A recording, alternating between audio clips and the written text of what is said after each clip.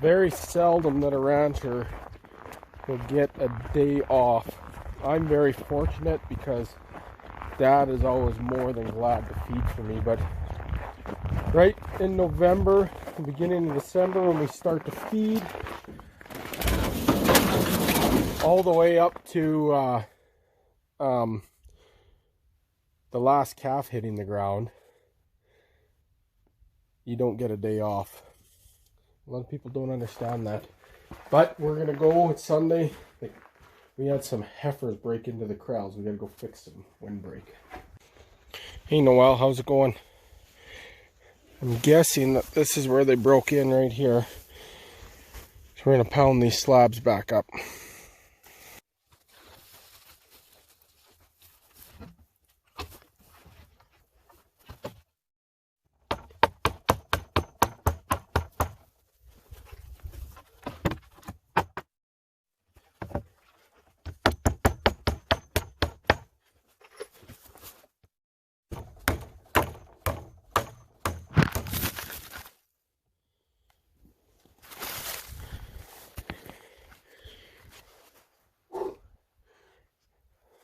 Something's always breaking, someone's always fixing, someone's always criticizing.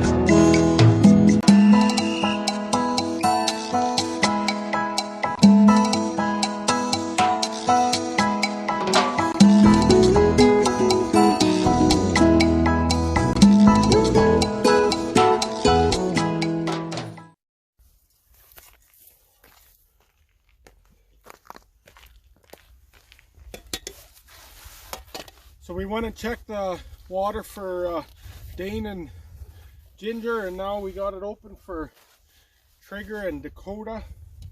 And we're gonna go head south a little bit. There's a little more snow, and see if we can't thin out the predator population again a little bit more while the fur-bearing months are still in. Predator American rifle. But the 204 Ruger, you have to make sure you hit them right. But when you shoot coyotes like that, you sure can salvage their fur. And if you look at this guy, he'll have just a pinhole because at 158 yards, the bullet won't even go through him. And he was sitting over on this hill right here, and he was just warning barking me. So I don't know if he smelt me or if he came in and smelt or whatever. There's tons of coyote tracks back here. But I was sitting, and it was somewhere around 700 to 800 yards, but I was around this hill. And then finally he decided to come up here where he couldn't see me, so I dropped down and I snuck up to that hill.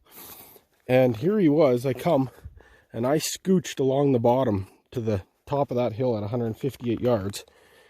But here he was digging a hole, and he'd put his head down in there, and I'd scooch a little further. And then he'd look up and look around, and then he'd put his head down in there and scooch a little further. I'd scooch a little further ahead from up there. What a pretty coyote. Man, look at this coyote. Just a beautiful dog. It's so nice when you get them at, I don't usually hunt them in the summer. So that's because their fur isn't worth anything, but now they can be salvaged and used for clothing. A lot of people don't understand where their food comes from in the grocery store and how to get it there. And if you kill a calf killing coyote or a fawn killing or an antelope fawn killing coyote, then you just, that's that much more steaks on the shelf at Walmart, I guess, for you guys to eat. Some food for thought. The one thing that I was running through my mind is never to bite the hand that feeds you. Farmers and ranchers are your bread and butter.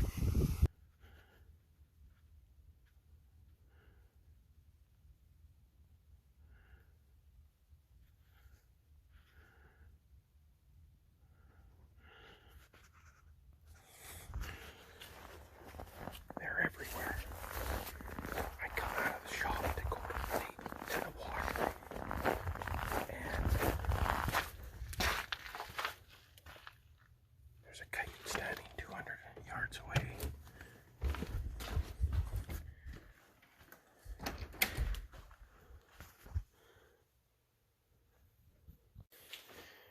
So I do some mechanical work on the side for some of you that are new. Actually, it's kind of been the main thing to run the ranch for financial stability up until now. We had to, but this customer here, the head gasket blew, and this is a tough one. I don't know if you guys have ever seen inside an engine, but the coolant grommets are worn into the block so bad that it almost needs a new block. This will have almost 2 million miles on it, this engine. But these are where the coolant grommets go through right here. And you can see there's wear in the block. I don't know if you guys ever seen inside of a big diesel semi engine before.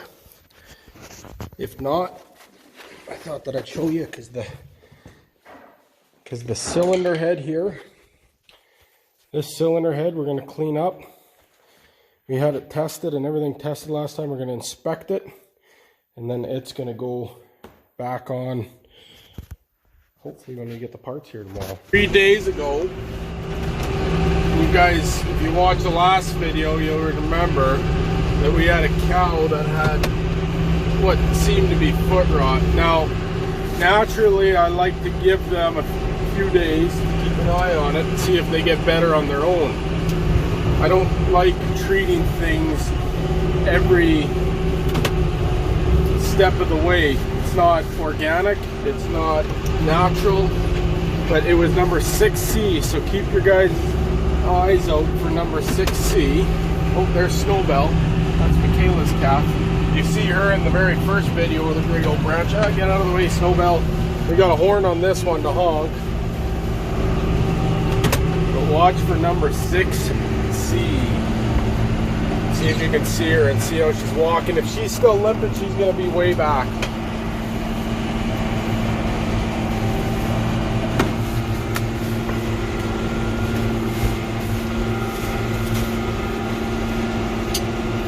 It's really cold out. Some of these cows are moving slow. Takes a lot of energy. I think she's coming up right here. It's hard to get to know the cows when you're with them every day. I don't know, I think that might be her. Right there, I'm pretty sure that's her. Look at how she's marching.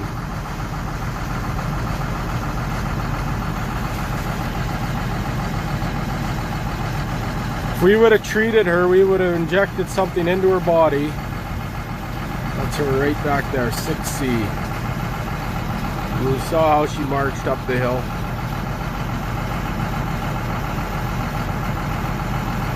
Slightest little limp.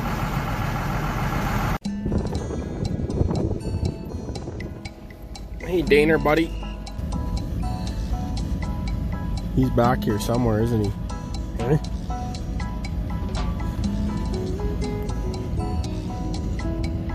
Chase him away, Ginger.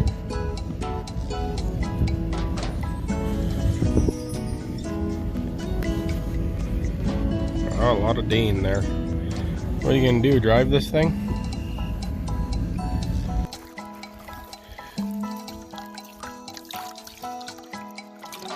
A little iron in there.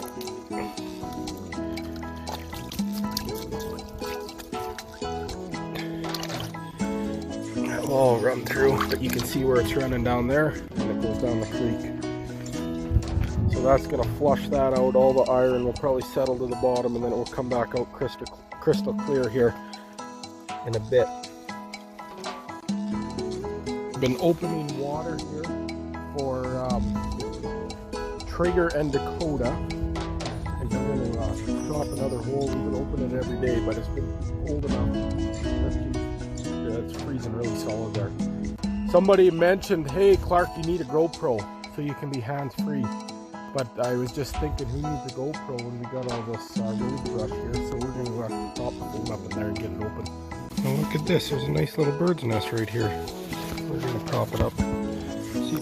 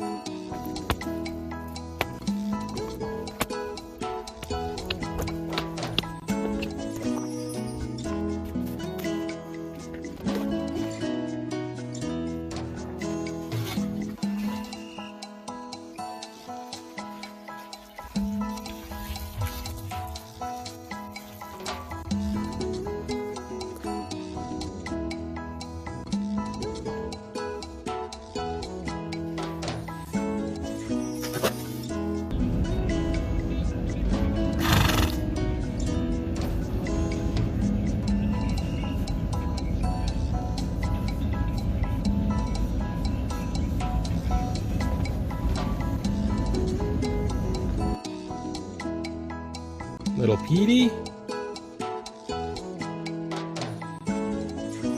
and Toothless. Ready? Okay. Hope it doesn't break. Good catch. Did it go right in your nose? You don't have to use it all if you want to eat the end of it or something. You might need to turn it around and make a little hole with the tip, and then like turn the carrot around and make a little hole. Ruby.